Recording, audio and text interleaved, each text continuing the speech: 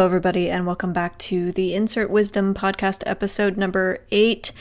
I think I'm just going to jump right on into this one. I'm waiting for my dinner to arrive. I ordered some Monty's Good Burger, which is delicious. If you're in the Los Angeles area, I definitely recommend.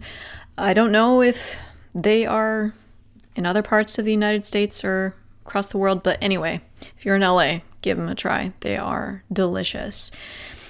But I have had a lot of phrases come to my head today, mostly about, honestly, sacred rage and authenticity.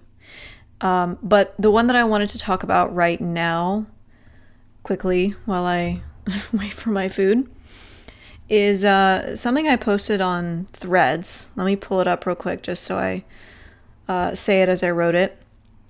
Too many people, myself included, are trying to solve mysteries that can only be solved by living.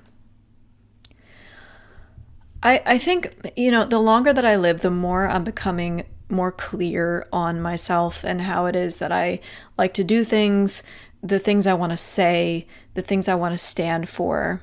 And so much of what I have done in my life is just trying to be palatable for everyone.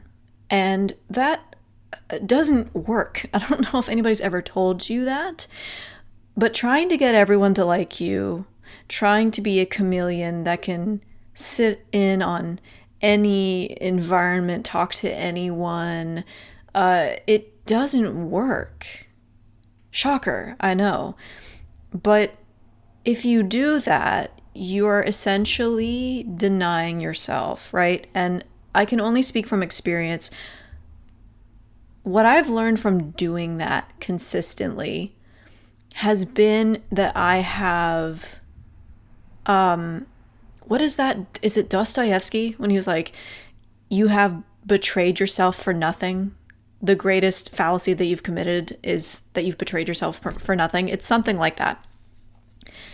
I've realized that that has been the most exhausting thing that I've tried to do in my life by endlessly trying to mold myself to be in any situation, to get anyone to like me, to be able to have answers for everything, because life is chaotic and everyone is always going to have different perspectives and different questions about how to live and what's right and what's wrong. And for whatever reason, people have always come to me because people seem to think that I have the answers. And that's because I think my presence gives off an air of having it all together, right? Like, oh, Kate, yeah, she's regal. She knows, like, I'll ask her. I'm also a very good listener. And I give off the impression that I am not only listening to you, but I'm hearing you. I'm witnessing you. And so people seem to think that I have the answers. And when my dad passed away when I was 13, that kind of fueled me to want to know why that happened when I needed him the most. So that led me down a whole rabbit hole. But what I've realized later in life is that all of that questioning was just a way to cut myself off from my own real authenticity. And that's not to say that the things that I have found to be true are not helpful, right? I mean, look at me doing this podcast. Look at my threads. Look at my YouTube, the way that I process information and spit it back out, because a huge reason that I feel like I'm here is to help reorient people back to themselves, to say things that are true in the moment, but not to teach them. So I can't fault my past self for asking questions, for searching, because that is a part of who I am. I am naturally a very curious person.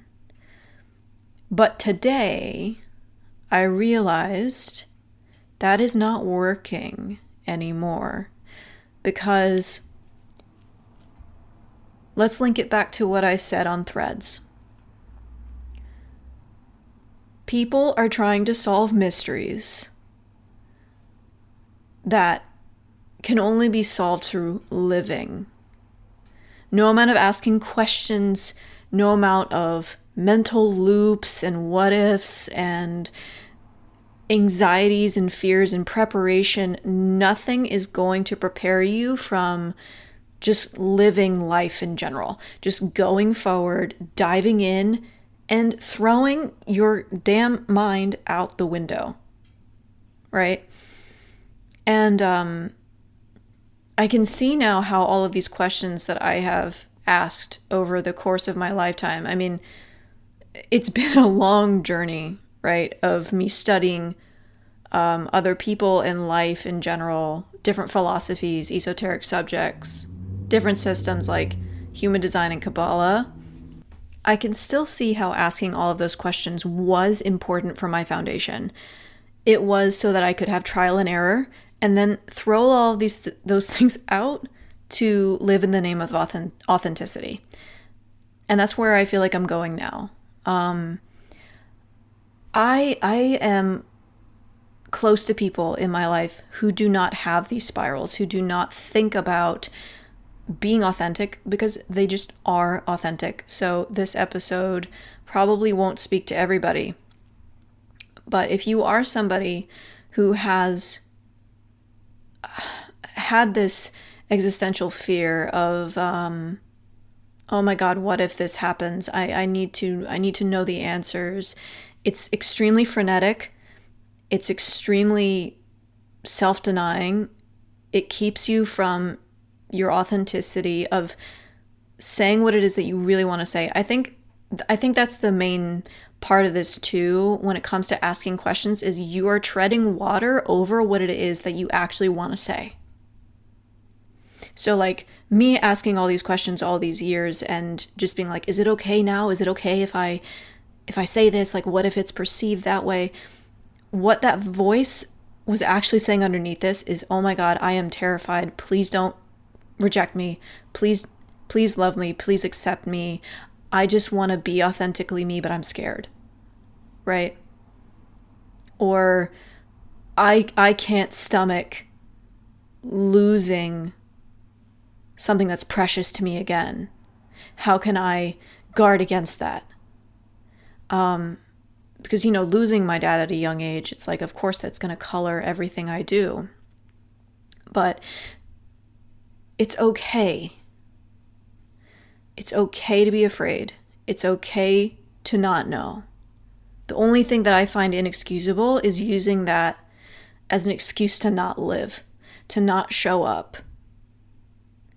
I promise you, you can put the questions down. You can put the anxiety down.